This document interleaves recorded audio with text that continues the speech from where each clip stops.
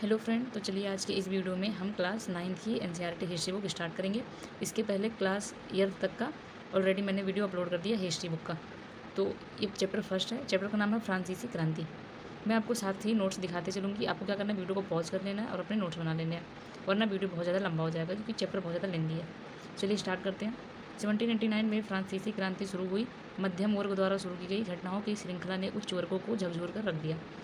निरंकुश राजशाही क्या होते हैं? ऐसा शासन जहाँ राजा ही सर्वोसवी हो, यानी राजा अपने आप को ही दैवीय उत्पत्ति मानता हो। नागरिकों को कोई अधिकार नहीं होता है। लोगों ने राजशाही के क्रूर शासन के खिलाफ विद्रोह किया। लिब्रे क्या है? लिब्रे फ्रांस की मुद्रा है जो 1794 में समाप्त हो गई। फिर एक क्रांति की शुरुआत 14 जुलाई 1789 को बास्तिल किले में हुई। ये क्या था? बास्तिल नफरत का केंद्र था, सम्राट की निरंकुश शक्तियों का प्रतीक था। बास्तिल के किले को लोगों की भीड़ ने तोड़ दिया, अवशेष बाजार में बेच दिया, यानी जो स्मृति चिन्ह थी। फिर फ्रांसीसी क्रांति के कारण, ये सबसे ज़्यादा इंपॉर्टेंट है। सामाजिक कारण, राजनीतिक कारण, तात्कालिक कारण, आर्थिक कारण और सुधारकों व विचारों का महत्व, यानी उनका भी बहुत बड़ा महत्व था इसमें।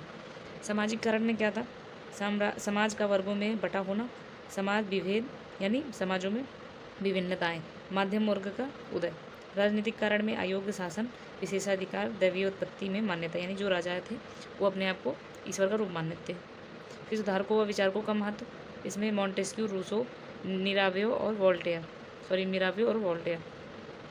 फिर तात्कालिक कारण, इसमें लुई 16वें का नया कर लगाने का प्रस्ताव आया। आर्थिक कारण में लगभग 12 अरब लिब्रे का कर्ज, खाली राज को जीविका संकट और कर व्यवस्था, यानी इन्हीं सब कारणों की वजह से फ्रांसीसी क्रांति हुई थी। फिर स्टेट क्या है? स्टेट यानी सत्ता व सामाजिक हैसियत तय करने वाली श्रेणी है। फिर चैप्टर में वर्ड आया है टाइड। टाइड ये धार्मिक कर है, चर्च द्वारा वसूल किया जाने वाला कर, और टाइल ये प्रत्यक्ष कर है, सीधे राज्य को अदा किए जाने वाला कर। ये पूरे नोट्स हैं। फ्रंट क्लास 9th की जो एनसीईआरटी है, इसमें मेंस से डायरेक्टली क्वेश्चन आ सकते हैं, यानी आपको मेंस के लिए इस बुक से तैयारी स्टार्ट कर देनी चाहिए और इसके जितने भी क्वेश्चन हैं उसको सॉल्व भी करते रहिए। अब हम सभी कारणों को थोड़ा थोड़ा एक्सप्लेन करेंगे। जैसे सामाजिक कारण, 18वीं शताब्दी में फ्रांसीसी समाज ये 3 वर्गों में विभाजित था। 3 वर्ग, प्रथम स्टेट, द्वितीय स्टेट और तृतीय स्टेट। प्रथम स्टेट जिसमें चर्च के पादरी आते थे। सेकंड स्टेट फ्रांसीसी समाज का कुलीन वर्ग। तृतीय स्टेट में बड़े व्यवसाय, व्यापारी, अदालती, वकील, किसान, कारीगर, भूमिहीन मजदूर आदि। फ्रेंड, ये जो फर्स्ट स्टेट और सेकंड स्टेट के लोग थे ये विशेषाधिकार प्राप्त वर्ग थे तथा इन्हें करों से छूट थी, यानी इन्हें कर नहीं देना होता था। और जो तृतीय स्टेट के लोग थे इसमें विशेषाधिकार विहीन थे, यानी इन्हें कोई विशेषाधिकार नहीं प्राप्त था और सारे कर का भार इन्हीं के ऊपर था। 60% जमीन पर कुलीन चर्च तीसरे स्टेट के अमीरों का अधिकार था, यानी इनकी संख्या कम थी प्रथम स्टेट और द्वितीय स्टेट की, लेकिन ज़मीनों पर सबसे ज़्यादा अधिकार इन्हीं के थे।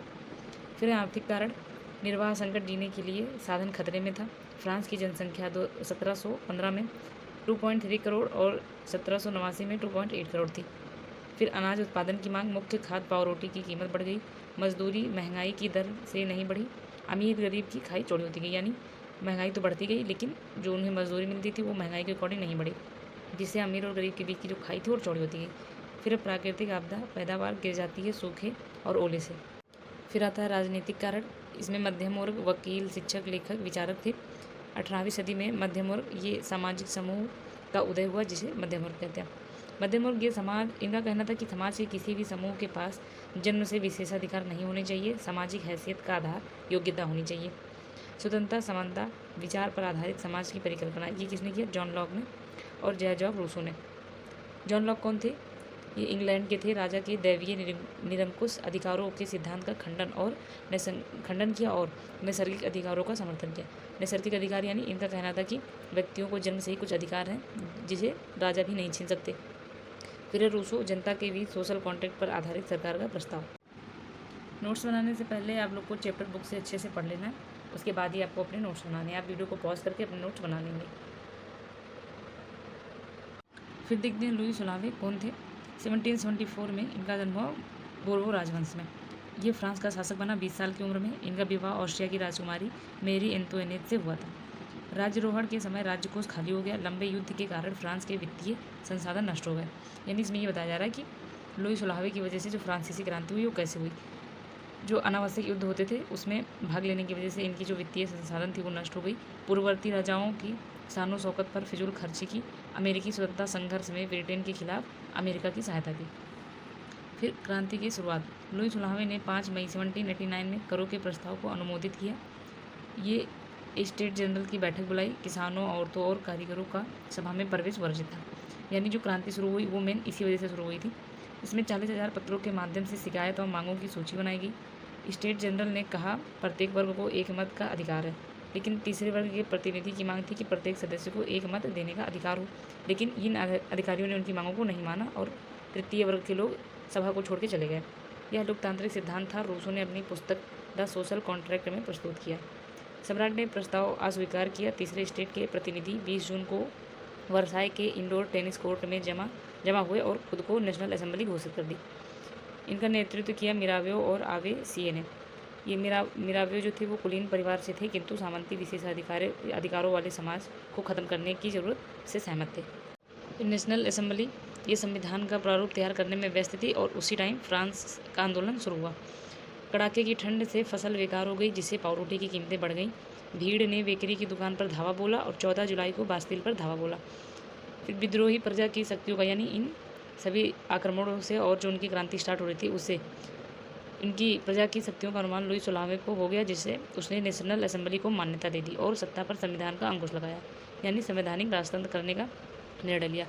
फिर 4 अगस्त 1789 में असेंबली ने करों, कर्तव्यों, बंधनों वाली सामंती व्यवस्था का उन्मूलन दिया, धार्मिक कर समाप्त किया, चर्च के स्वामित्व भूमि जब्त किया और उच्च वर्ग अपने विशेषाधिकारों को छोड़ने पर मजबूर हो गए।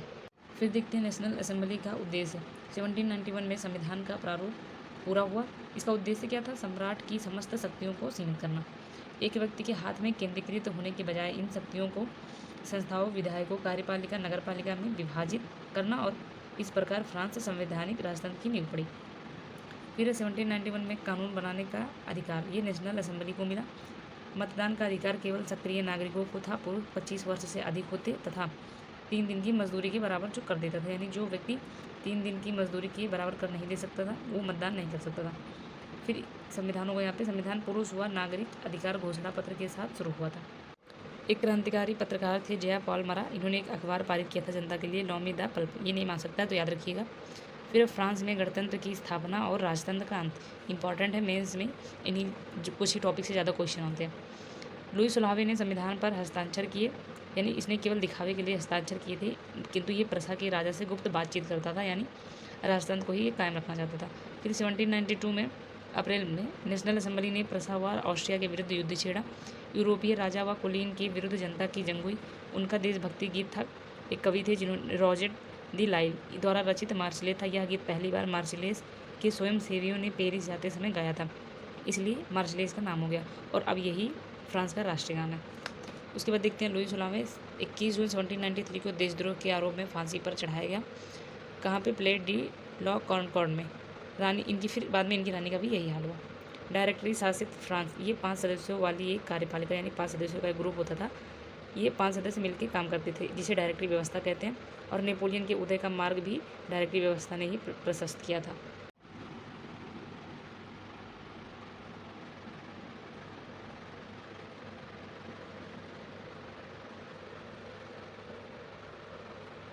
सेवनटीन 1791 में संविधान ये केवल अमीरों को राजनीतिक अधिकार प्राप्त करने के लिए बनाया गया था। लोग राजनीतिक क्लबों में अड्डे जमा कर सरकारी नीति कार्य योजना पर बहस करते थे। जैकोबिन क्लब इसमें से सबसे सफल था।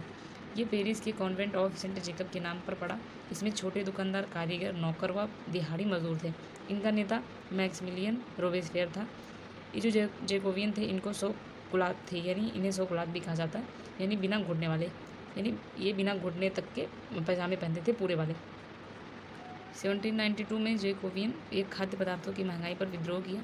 10 अगस्त को ट्यूलेरिए के महल पर धावा हुआ और नए चुनाव हुए। 21 वर्ष से अधिक उम्र वाले पुरुष सबको मतदान का अधिकार हुआ, चाहे वो गरीब हो या अमीर हो।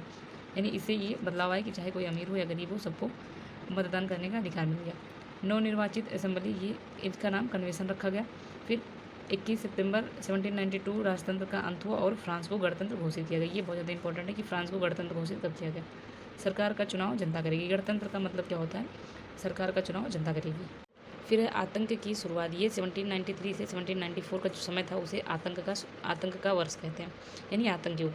इसमें रोबेस्पियर ने नियंत्रण व दंड की नीति अपनाई। गणतंत्र के शत्रुओं को दोषी पाए जाने पर गिलोटिन पर चढ़ाकर सर कलम कर देते थे। गिलोटिन यानी ये दो स्तंभों के बीच में एक ब्लेड लगा होता था, जिसके नीचे इंसान को रख के उसका सर अलग कर दिया जाता था। फिर मजदूरों व कीमतों की अधिक सीमा तय की। गोश्त व पावरोटी की राजनीति की। अनाज को तय कीमत पर बेचना। सफ़ेद आटे के इस्तेमाल पर रोक लगाया और संता रोटी खाना अनिवार्य कर दिया। इसमें फ्रांसीसी पुरुषों को सितोयेन और महिला को सितोयिन कहकर पुकारना यानी कहकर संबोधित करना अनिवार्य कर दिया। फिर चर्चा बंद करवा दिए, भवनों को दफ्तर बनवाया। रोबेस्पियर की ये बहुत ज़्यादा सख्त नीति थी और 1794 जुलाई रोबेस्पियर को न्यायालय ने दोषी ठहराया और उसका भी गिलोटिन करवा दिया गया। उसके बाद देखते हैं क्या महिलाओं के लिए भी क्रांति हुई। तो सक्रिय रूप से महिलाएं भी शामिल थी क्रांति में। तीसरे स्टेज की जो महिलाएं थी वो सिलाई, बुनाई, धुलाई आदि कामें करती थी। फ्रांस में महिलाओं के 60 क्लब मिले हैं, यानी ये भी इनका भी क्लब था और ये वहाँ पे महिलाओं की जो प्रॉब्लम्स होती थी उसके बारे में चर्चा करते थे। द सोसाइटी ऑफ रेवोल्यूशनरी एवं रिपब्लिकन वीएन, ये सबसे मशहूर क्लब था इनका। इनकी मांग क्या थी? महिलाओं को पुरुषों के समान राजनीतिक अधिकार मिले। फिर लड़कियों के लिए स्कूल शिक्षा अनिवार्य, शादी की स्वतंत्रता, तलाक को कानूनी रूप से मान्यता और व्यावसायिक परीक्षण का अधिकार चाहिए था। फिर 1946 में फ्रांस की महिलाओं को मत देने का अधिकार मिल गया। फ्रेंड, जो क्लास 9th की हिस्ट्री वाली बुक है ये वर्ल्ड हिस्ट्री है, यानी 9th और 10th का जो दोनों हिस्ट्री बुक है वो वर्ल्ड हिस्ट्री है और इसे मेंस में डायरेक्टली क्वेश्चन आते हैं। आप लोग बुक से चैप्टर पढ़िएगा, उसके बाद वीडियो को पॉज करके नोट्स बनाइएगा। फिर है दास प्रथा का उन्मूलन। ये 18वीं सदी तक दास प्रथा की निंदा नहीं थी, जैकोबियन शासन के क्रांतिकारी सुधार से हुआ। इसमें नेपोलियन ने दास प्रथा शुरू की, यानी बगान मालिकों को अफ्रीकी निग्रो लोगों को गुलाम बनाने की स्वतंत्रता मिल गई। निग्रो कौन थे? अफ्रीका में सहारा रेगिस्तान के दक्षिण में रहने वाले स्थानीय लोग थे। फिर 1848 में दास प्रथा खत्म हो गया। उसके बाद नेपोलियन बोनापार्ट। नेपोलियन ये बहुत ज़्यादा इंपॉर्टेंट है, नेपोलियन के बारे में बहुत सारे क्वेश्चन आते हैं। ये 1804 में नेपोलियन बोनापार्ट ने खुद को फ्रांस का सम्राट घोषित कर दिया। पुराने राजवंशों को हराकर नए साम्राज्य बनाए, या खुद को यूरोप के आधुनिकरण का अग्रदूत मानता था, यानी दैवीय उत्पत्ति की भावना थी इसके अंदर। इसने दशमलव पद्धति लाई, नापतोल की समान प्रणाली चलाई। 1815 में वाटरलू में नेपोलियन की हार हुई और उसके बाद ही नेपोलियन की मृत्यु हो गई। फिर स्वतंत्रता और जनवादी अधिकारों के विचार फ्रांसीसी क्रांति की महत्वपूर्ण विरासत थी। 19वीं सदी में फ्रांस से निकलकर यूरोप में फैले, जिससे राजा राम मोहन राय और टीपू सुल्तान जैसे शासक भी क्रांतिकारी फ्रांस में विचारों से प्रेरणा लेने वाले थे। तो फ्रेंड, चैप्टर खत्म हो गया। ये 2 क्वेश्चन है जो इंपॉर्टेंट है, मैं आपको बता देती हूँ। फ्रांसीसी क्रांति से 19वीं व 20वीं सदी के विश्व के लोगों को मिली विरासत। तो ये इसके आंसर आप पढ़ लीजिएगा वीडियो को पॉज करके। फिर दूसरा क्वेश्चन है वे लोकतांत्रिक अधिकार जिन्हें हम आज प्रयोग करते हैं, जिनका उद्गम फ्रांसीसी क्रांति से हुआ। तो आप पढ़ेंगे, जैसे विचार, अभिव्यक्ति का अधिकार, ये सारी चीज़ें इंपॉर्टेंट है, आप पढ़ लीजिएगा।